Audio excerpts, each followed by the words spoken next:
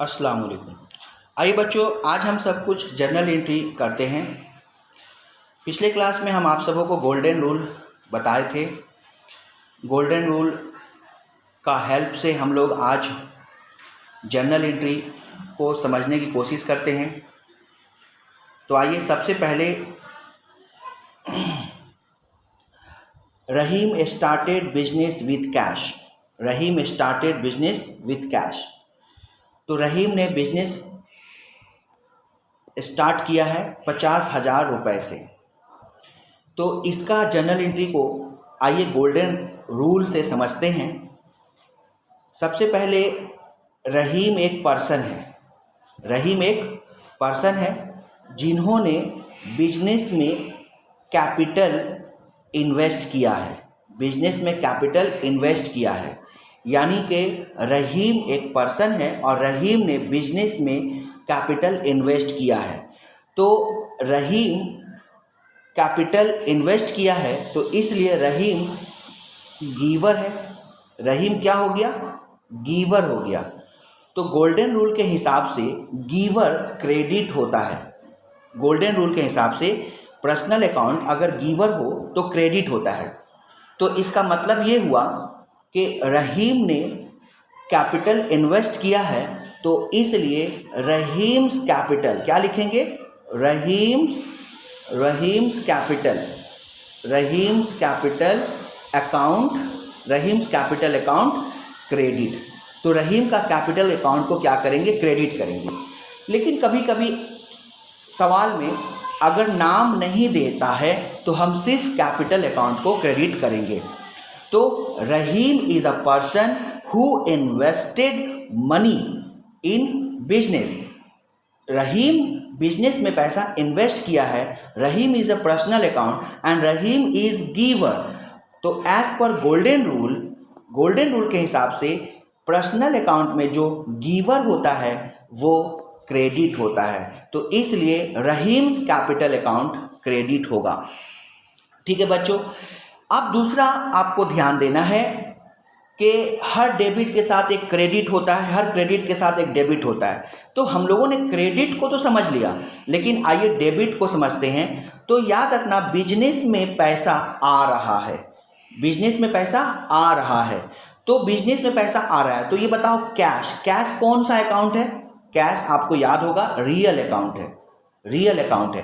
तो real account के मुताबिक अगर कैश आता है तो वो डेबिट होगा। कैश आता है तो डेबिट होगा।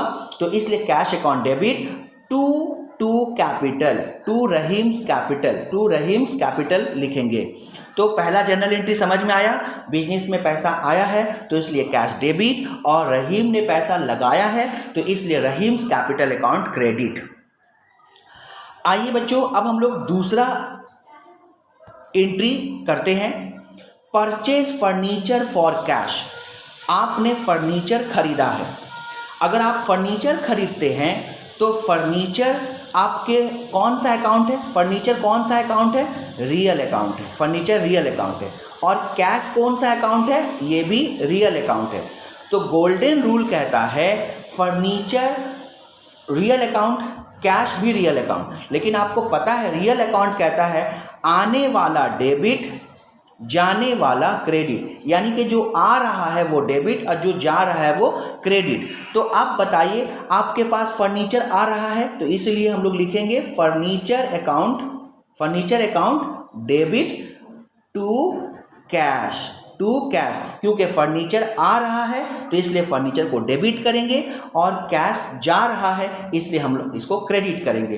तो याद रखना बच्चों, गोल्डन रूल के हिसाब से जर्नल एंट्री बनाना बहुत आसान है।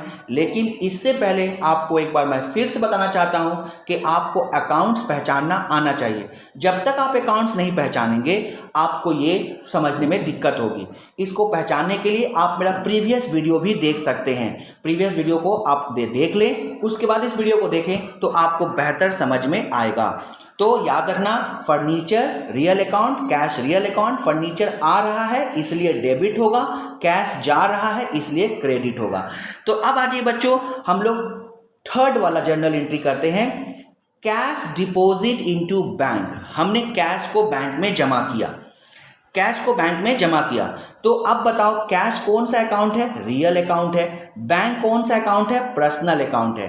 तो आपको पता होना चाहिए पर्सनल अकाउंट गोल्डन रूल के हिसाब से क्या होता है। गोल्डन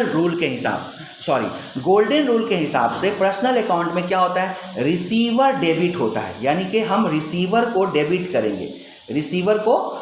करेंगे। तो अब बताइए, जब हम पैसा बैंक में जमा करते हैं तो बैंक हमारे पैसे को क्या करती है? रिसीव करती है। बैंक हमारे पैसे को क्या करती है? रिसीव्ड करती है। तो बैंक पर्सनल अकाउंट है। बैंक कौन सा अकाउंट है? पर्सनल अकाउंट है। बैंक पर्सनल अकाउंट है। ये बात तो क्लियर हो गया। गोल्डन रूल क्या कहता है कि पर्सनल अकाउंट में जो रिसीवर होता है उसे हम डेबिट करेंगे। तो जो पैसा हम बैंक में जमा कर रहे हैं, बैंक उसे रिसीव कर रहा है, इसलिए बैंक क्या हो जाएगा? डेबिट हो जाएगा। बैंक क्या हो जाएगा? डेबिट। तो हम लिखेंगे बैंक अकाउंट डेबिट। क्या लिखेंगे? Bank account debit. अब कैश क्या है? कैश जो हम पैसा बैंक में जमा कर रहे हैं, कैश क्या है? रियल अकाउंट है। कैश क्या है? रियल अकाउंट है। तो आपको पता होना चाहिए कैश रियल अकाउंट है। तो रियल अकाउंट के मुताबिक, गोल्डन रूल के मुताबिक, कैश आपका पास से जा रहा है। जब कैश आपके पास से जा रहा है, क्योंकि आप पैसा बैंक में जमा कर रहे हो ना, तो पैसा आपके पास से जा रहा है। तो पैसा जब आपके पास से जा रहा है तो क्या हो जाएगा? क्रेडिट हो जाएगा। तो हम लोग टू कैश क्या लिखेंगे? टू कैश मतलब ये क्या हो गया? क्रेडिट हो गया। तो याद रखना बच्चों, जब हम पैसा बैंक में जमा करते हैं तो bank is a personal account और बैंक रिसीवर है, इसलिए हम बैंक को क्या करेंगे? डेबिट करेंगे। कैश रियल अकाउंट है और मेरे पास से जा रहा है, तो इसलिए हम इसको क्रेडिट करेंगे। अब आ जाइए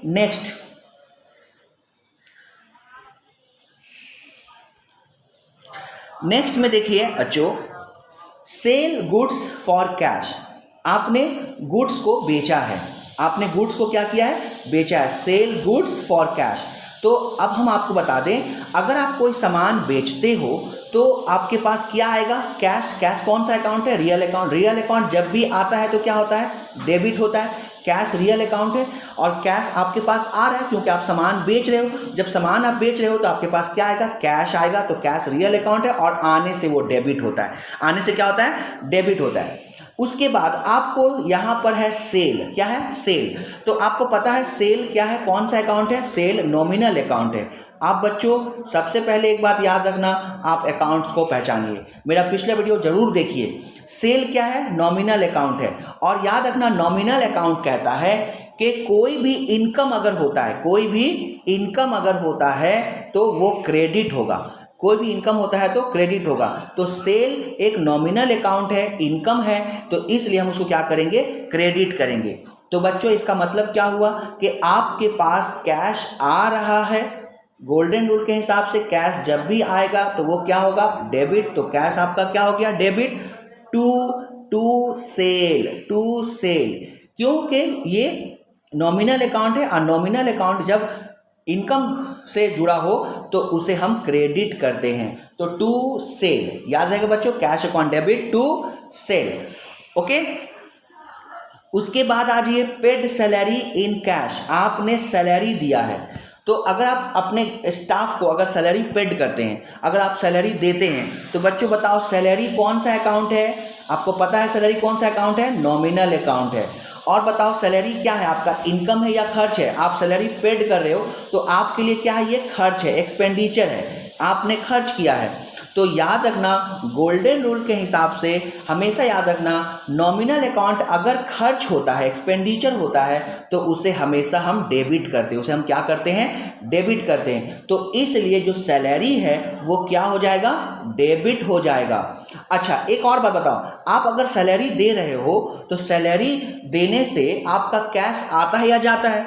डेफिनेटली जाता है। लेकिन बताओ कैश कौन सा अकाउंट है? रियल अकाउंट है। और रियल अकाउंट के हिसाब से कैश जब भी जाता है, जब भी कैश जाता है तो क्या होता है? क्रेडिट होता है। तो इसका मतलब सैलरी आपका क्या होगा? डेबिट होगा। सैलरी क्या होगा? डेबिट होगा, क्योंकि ये खर्च है। सैलरी क्या है? खर्च है, इसलिए डेबिट होगा।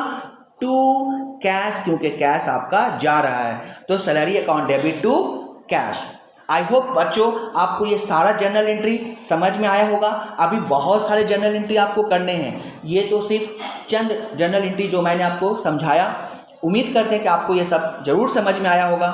लेकिन इसको ज़्यादा अच्छा और बेहतर समझने के लिए बच्चों, आप मेरा इसका पिछला वीडियो आप ज़रूर देखिए। Best of luck. अल्लाह हाफिज़।